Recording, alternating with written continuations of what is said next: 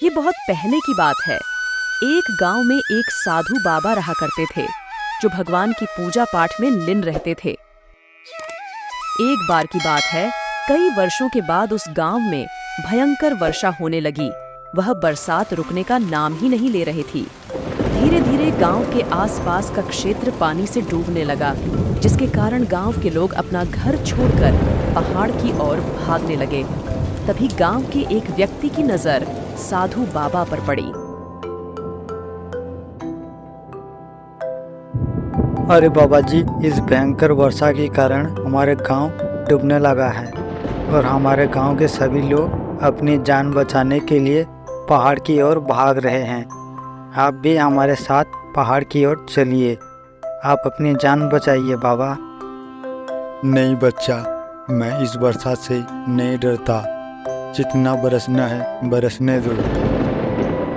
मेरे साथ मेरे भगवान हैं जो मेरी रक्षा करेंगे। जैसी आपकी मर्जी बाबा।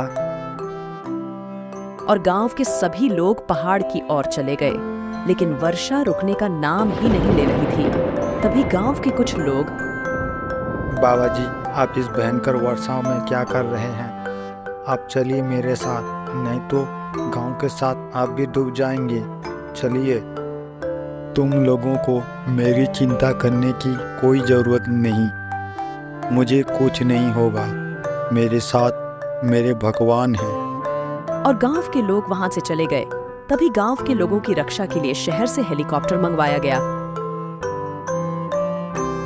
तभी हेलीकॉप्टर बाबा के पास आया और हेलीकॉप्टर के अंदर बैठा व्यक्ति ने बोला, बाबा, आप क्या कर रहे हो?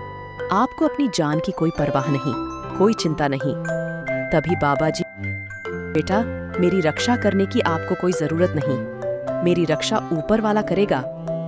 यह बातें सुनकर हेलीकॉप्टर वहां से चला गया। धीरे धीरे उस गांव के साथ साथ बाबा जी भी डूब गए। फिर बाबा जी मरने के बाद भगवान के पास गए और बोले, हे प्रभु, मैं आपकी इतनी भक्ति, इतनी आराधना की है, आपने मेरी रक्षा क्यों नहीं की?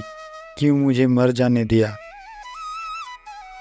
तभी भगवान बोले कि हे मूर्ख साधु, मैं तुम्हारी रक्षा के लिए एक नहीं बल्कि 3 अवसर प्रदान किया, लेकिन तुमने ठुकरा दिया।